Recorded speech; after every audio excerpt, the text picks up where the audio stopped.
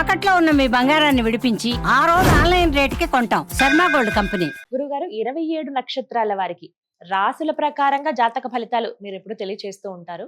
అయితే నక్షత్రాల పరంగా వ్యక్తిగత జాతకం ఉన్నవారు చాలా మంది ఉంటారు. ఇప్పుడు నక్షత్రాలు పాదాలు అలా ఉంటాయి కాబట్టి నక్షత్రం ప్రకారంగా ఈ పరాభవనామ సంవత్సరంలో వారి జాతకం ఎలా ఉండబోతోంది, మెరుగైన ఫలితాల కోసం వారు చేసుకోవాల్సిన పరిహారాలు ఏమిటో తెలియచేస్తారా? కందాయ ఫలితాలు చెప్పే ముందు ఫస్ట్ ఈ కందాయ ఫలితాలు ఎలా చూడాలని తెలుసుకోవాలి.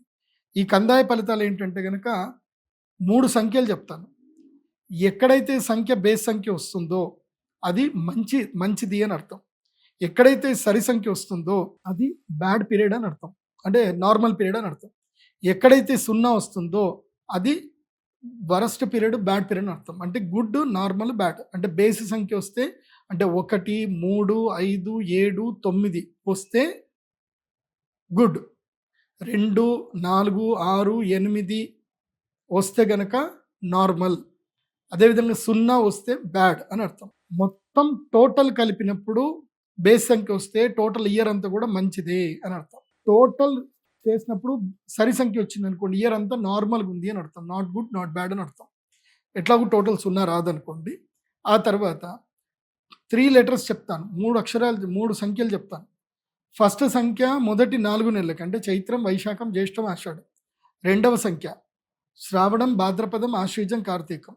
మూడవ సంఖ్య ఇంకా భాద్రపదం తర్వాత అయింది ఇంకా మార్గశీర్షం, పుష్యం, మాఘం, పాల్గొనం. సో ఇక్కడ వరకు వెళ్తాయి అన్నమాట. సో ఇది బాగా గుర్తుపెట్టుకోవాలి. 4 నెలలు, ఒక్కొక్క సంఖ్య 4 నెలలకి. అంటే నేను ఫస్ట్ సంఖ్య ఒకవేళ కనుక బేస్ సంఖ్య చెప్పాను అనుకోండి, ఫస్ట్ 4 మంత్స్ మంచిది. సెకండ్ సంఖ్య సరి సంఖ్య చెప్పాను అనుకోండి, సెకండ్ 4 మంత్స్ మంచిది. సో థర్డ్ సంఖ్య నేను 0 చెప్పాను అనుకోండి, థర్డ్ 4th మంత్ 4 మంత్స్ ఏదైతున్నదో అది బ్యాడ్ ఉంటుందని అర్థం. ఇది ఇలాగ మీరు చూసుకోండి. మొట్టమొదటిగా అశ్విని నక్షత్రం 4, 2, 1 అశ్విని నక్షత్రం. ఏళ్ళనాడు శని ఉన్న వీళ్ళకి చాలా బాగుంది. టోటల్ సంఖ్య 7 వచ్చింది కాబట్టి బాగుంది. లాస్ట్ 3 మంత్స్ అంటే డిసెంబర్, జనవరి, ఫిబ్రవరి, మార్చ్ సూపర్ ఉంటుంది అశ్విని నక్షత్రానికి. భరణి నక్షత్రం 7, 0, 3. భరణి నక్షత్రం వారికి ఫస్ట్ 4 మంత్స్, లాస్ట్ 4 మంత్స్ మంచిగా ఉంటుంది. మిడ్ టర్మ్లో ఏదైతే సెప్టెంబర్, అక్టోబర్, నవంబర్ ఆ టైంలో మాత్రం వరస్ట్గా ఉంటుంది. చాలా జాగ్రత్తగా ఉండాలి. కృతికా నక్షత్రం కాకపోతే భరణి వారికి మొత్తం కలిపి 7, 0, 3 బేస్ సంఖ్య వచ్చింది కాబట్టి మంచిదే. సో ఇట్లా అన్నీ చూసుకోండి. నేను అన్నిటికి చెప్పడం కుదరదు కాబట్టి అన్నీ చూసుకోండి. కృతిక 2, 1, 0 లాస్ట్ 4 మంత్స్ మంచిది కాదు, బట్ ఓవరాల్ బాగుంది. రోహిణి 5, 2, 2 సూపర్గా ఉంది, ఓవరాల్ మంచిగా ఉంది. మృగశిర 0, 0, 4 బాగా లేదు, చాలా జాగ్రత్తగా ఉండాలి, ఆరోగ్యం సమస్యలు వస్తాయి. ఆర్ద్ర నక్షత్రం 3, 1, 1 ఓవరాల్గా చాలా బాగుంది, కోపం తగ్గించుకోవాలి ఆర్ద్ర నక్షత్రము. పునర్వసు నక్షత్రము 6, 2, 3 ఓవరాల్గా మంచిగా ఉంది, కాకపోతే కొంచెం అప్పులు పెరుగుతాయి, సమస్యలు పెరుగుతాయి, పేరు చెడిపోయే అవకాశం ఉంటుంది, పరువు నష్టం ఉంటుంది. తర్వాత పుష్యమి నక్షత్రం. పునర్వసు అయిపోయింది. పుష్యమి నక్షత్రము 1, 0, 0 ఈ సంవత్సరం పుష్యమి నక్షత్రం వారికి అస్సలు బాగలేదు, చాలా జాగ్రత్తగా ఉండాలి. అహంకారము, గర్వం బాగా పెరుగుతుంది. ఆశ్లేష నక్షత్రము 4, 1, 2 ఆశ్లేష నక్షత్రం వారికి కోప తీవ్రత బాగా ఉంటుంది, కాకపోతే మంచిదే. ఎంత తక్కువ మాట్లాడితే వాళ్ళకి అంత మంచిది. మఘ నక్షత్రము 7, 2, 4 వీళ్ళకి ఖర్చులు బాగా పెరుగుతాయి ఈ సంవత్సరము. పుబ్బ నక్షత్రము 2, 0, 1 వీళ్ళు అతి ఆశతోటి డబ్బులు పోగొట్టుకుంటారు ఈ సంవత్సరము.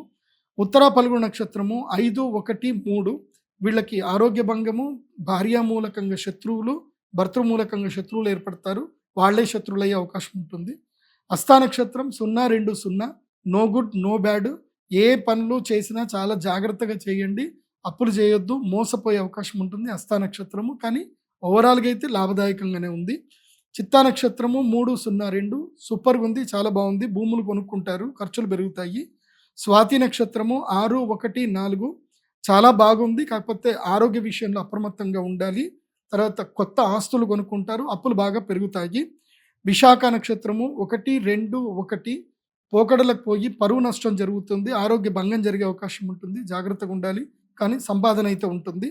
అనురాధ నక్షత్రము 4, 0, 3 కుటుంబంలో కలహాలు పెరుగుతాయి. మీరు ఎవరికైతే సహాయం చేశారో వాళ్ళ వల్లనే మీరు మోసపోతారు, నష్టపోతారు.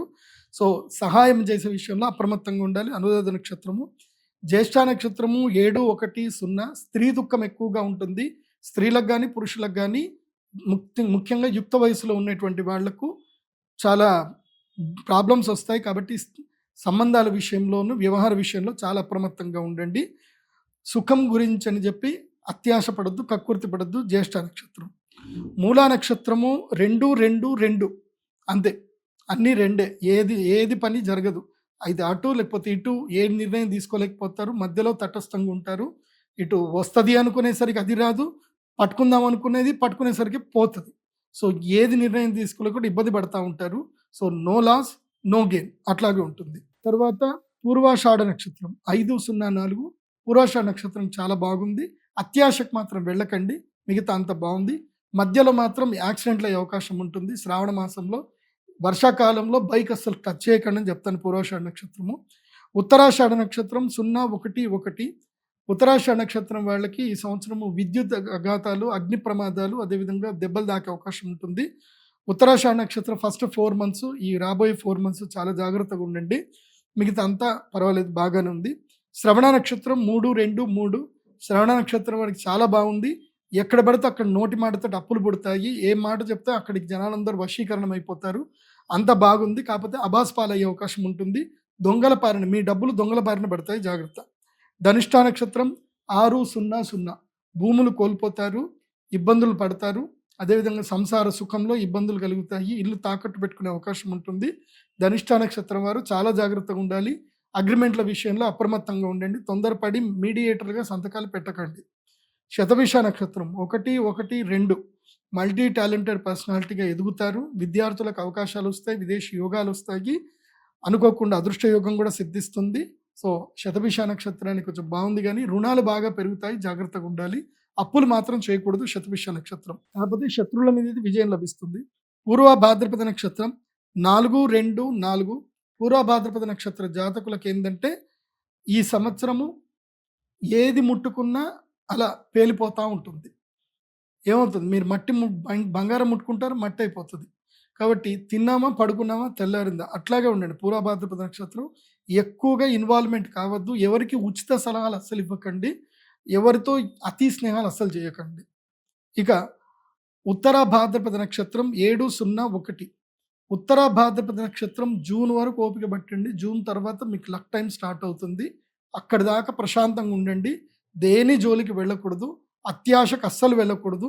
ఏదో 10 రూపాయలు వడ్డీ వస్తుంది, 3 రూపాయలు వడ్డీ వస్తుంది, ఏ జోలికి ఎవరు ఏది చెప్పినా సరే నమస్తే మంచిది తర్వాత చూద్దాం అని చెప్పండి. అందుకుమించి ఇదేం జోలికి వెళ్ళకండి. రేవతి నక్షత్రము 213. మీకు కూడా జూన్ తర్వాత అదృష్ట యోగం వస్తుంది. జూన్ వరకు సమస్యలు వస్తాయి, అప్పుల పాలవుతారు, అభాసల పాలవుతారు. అదేవిధంగా దూర ప్రయాణాలు అస్సలు కలిసి రావు. బంధువుల మధ్యన ఎలాంటి బంధువులు అంటే అన్నదమ్ముల మధ్యన కానీ, అక్క చెళ్ళ మధ్య కానీ, భార్యాభర్తల మధ్య కానీ ఎలాంటి ఆర్థిక వ్యవహారాలు చేయకండి. ఇది కందాయ ఫలితాలు 27 నక్షత్రాలకు సంబంధించి. నేను చెప్పినటువంటివన్నీ కూడా సరిగ్గా చూసుకోండి. మళ్ళీ చెప్తున్నాను, మొదటి 0 వచ్చినచో వ్యాధి భయం ఉంటుంది. అంటే ఫస్ట్ 0 వస్తే, అంటే ఈ 1, 2 చెప్పాను కదా, అట్లా ఫస్ట్ 0 వస్తే వ్యాధి భయము, మధ్య 0 ఉన్నచే రుణ భయము, చివరి 0 వచ్చే ధనహాని జరుగుతుంది. 3 0 ఉన్నచో అనేక ఇబ్బందులు. 3 0 ఎవరికి రావు, రాలేదు కూడా.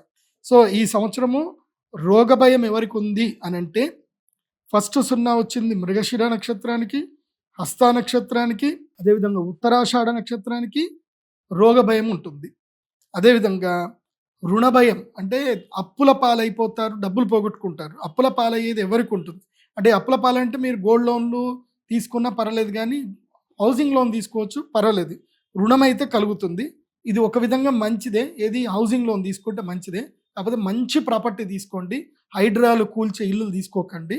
జాగ్రత్తగా ఎఫ్టీఎల్ అన్నీ చూసుకొని, దాదాపుగా 50 ఏళ్ళు వెనక్కి వెళ్ళి గూగుల్ మ్యాప్ ఇప్పుడు ఇస్తుంది. మీరు 40 ఏళ్ళ 30 ఏళ్ళకి వెనక్కి వెళ్ళినా అక్కడ చెరువు ఏమైనా ఉందా లేదా అని గూగుల్ మ్యాప్ చెప్తుంది. మీరు అక్కడ లొకేషన్లో గూగుల్ మ్యాప్ చూసుకొని ఇల్లు కొనుక్కోండి. ఎందుకోసం మనం మొన్న మధ్య అమీన్పర్ నుంచి చాలామంది వచ్చేసి ఏడ్చారు నా దగ్గర, ఇల్లు కూల్చేశారు గురుగారు, మా ఇల్లు చెరువులో ఉన్నాయని చెప్పేసి అని కూల్చేశారు, మాకు తెలియదు అని చెప్పేసి. సో గూగుల్ మ్యాప్లో మొదలే మీరు ఆ గూగుల్ మ్యాప్ లొకేషన్ పెట్టుకొని మీరు వెతుక్కోవచ్చు. అది ఎఫ్టీఎల్ జోన్లో ఉందా లేకపోతే చెరువులో ఉందా అని తెలుసుకొని ఇల్లు కొనుక్కోండి, జాగ్రత్తగా కొనుక్కోండి.